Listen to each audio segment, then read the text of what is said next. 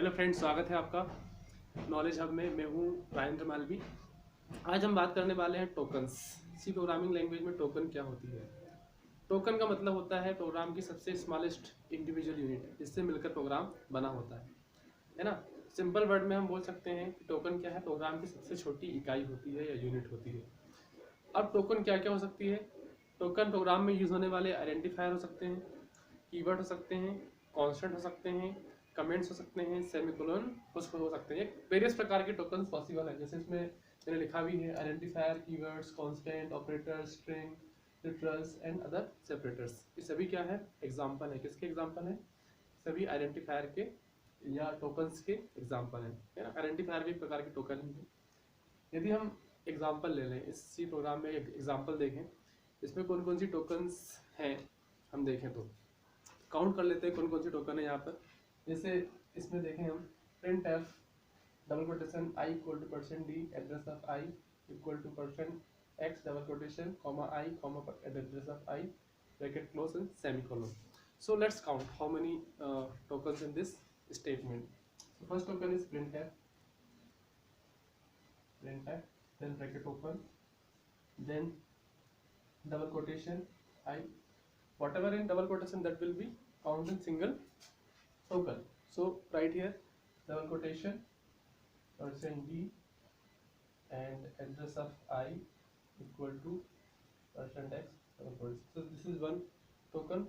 Now again comma, then I, then comma, then address of, then I, then bracket close and semicolon. Let's count how many tokens in this. 1 2 3 4 5 6 7 8 9 10. So in this program there are 10 tokens. Okay, so in this way we can understand there are so many tokens we use in our C program. Okay, let's talk about identifier. What is identifier? Identifier क्या होते हैं? यदि हम identifier को ही समझें, C language में identifier क्या होते हैं? Identifier आइडेंटिफाई करते हैं कि वो क्या है, एक्चुअल में क्या डिफाइन करते हैं। जैसे मैंने एक वेरिएबल ले लिया, मान लो इंटीजर a, इंटीजर a लिया। इस इंटीजर a में a क्या है? आइडेंटिफायर है। a क्या है? आइडेंटिफायर है। ये बता रहा है कि a क्या है, किस टाइप का वेरिएबल है, इंटीजर टाइप के वेरिएबल है। ठीक है ना, तो a क्या हो गया, एक प्रकार का आइडेंटिफायर हो गया। यदि हम एक और एग्जांपल ले लें, मैंने एक एग्जांपल लिया void show ले लिया, void show फंक्शन लिया, void show, ठीक है, void show लिया। तो void show में जो पैरेंथेसिस में यूज कर रहा हूँ ओपनिंग एंड क्लोजिंग, ये क्या है? ये आइडेंटिफायर है।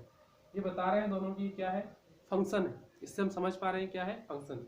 ये पैरेंथेसिस ही है फंक्शन में यूज होने वाले, जो बताते हैं कि वो क्या है, एक प्रकार का फंक्शन है ना। यदि हम फंक्शन में ब्रैकेट को हटा दें तो आप समझ नहीं पाएंगे, कंपाइलर भी समझ नहीं पाएगा कि क्या है। तो आइडेंटिफायर से ही एक्चुअल में आपका कंपाइलर समझता है कि कोई वेरिएबल है और किस टाइप का है, कोई फंक्शन है और उसमें कितने आर्गुमेंट्स हैं, कितने पैरामीटर्स हैं। ये सब आइडेंटिफायर की हेल्प से ही समझते हैं। ठीक है ना, तो इस तरीके से हम आइडेंटिफायर को समझ सकते हैं। इसके अलावा हम देखें कीवर्ड्स भी होते हैं, है ना। कीवर्ड्स भी एक प्रकार के क्या है। यदि हम कीवर्ड्स की बात करें, कीवर्ड्स क्या होते हैं? कीवर्ड्स सी प्रोग्रामिंग में रिजर्व वर्ड होते हैं। रिजर्व वर्ड मतलब इनकी डेफिनेशन पहले से ही जो सी डेवलपर्स हैं उन्होंने डिफाइन कर दी है, हम अलग से कोई डेफिनेशन इसकी नहीं देते हैं, है ना। There are how many keywords in C language? There are 32 keywords. How many keywords? 32 keywords. Those are reserve. Reserve का मतलब क्या है? रिजर्व का मतलब है कि हम किसी कीवर्ड को as a variable name, as a function name use नहीं कर सकते। जैसे मैंने एक वेरिएबल लिया इंटीजर एक्स, तो ये ठीक है क्योंकि एक्स को कोई क्या है, वेरिएबल ले सकते हैं। लेकिन मैंने यदि ले लिया इंट, वेरिएबल नेम ले लिया फ्लोट, तो ये सही है क्या? नहीं, ये गलत है, क्योंकि फ्लोट क्या है, रिजर्व कीवर्ड है। तो रिजर्व कीवर्ड को हम एज अ वेरिएबल नेम या as a function name use नहीं कर सकते। जैसे मैंने ले लिया void int, और ब्रैकेट लगा दिया, ऐसे फंक्शन ले लिया। तो इंट क्या है, कीवर्ड है, तो कीवर्ड को वैसे फंक्शन नेम भी यूज नहीं कर सकते। तो इस तरीके से आप समझ गए होंगे कीवर्ड क्या है, रिजर्व वर्ड है जिनकी स्पेशल मीनिंग होती है, पहले से ही डिफाइन होते हैं, आपको सिर्फ यूज करना है और वो अपने आप एग्जीक्यूट होते हैं।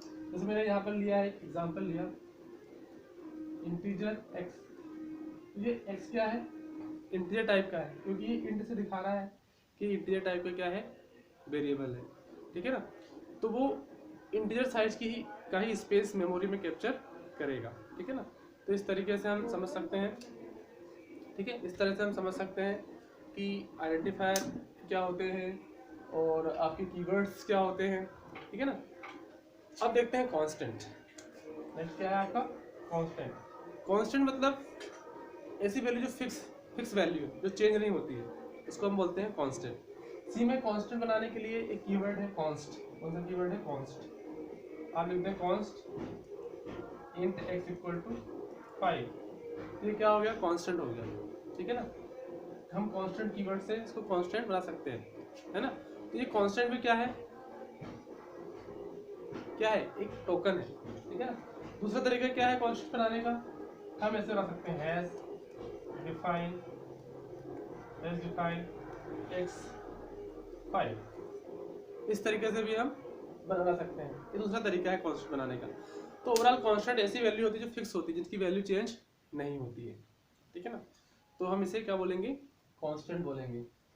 अब कांस्टेंट भी कई प्रकार के होते हैं जिन्हें हम डीप में आगे जाके समझेंगे, ठीक है ना।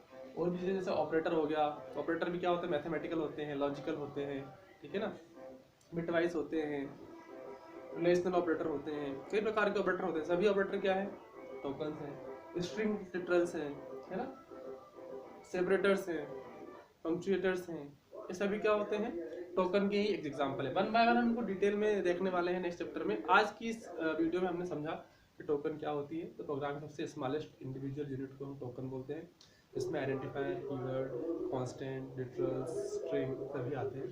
यदि आपको आज की क्लास में कोई डाउट है कहीं पर तो आप सिंपली कमेंट बॉक्स में लिखकर पूछ सकते हैं। Thank you for watching.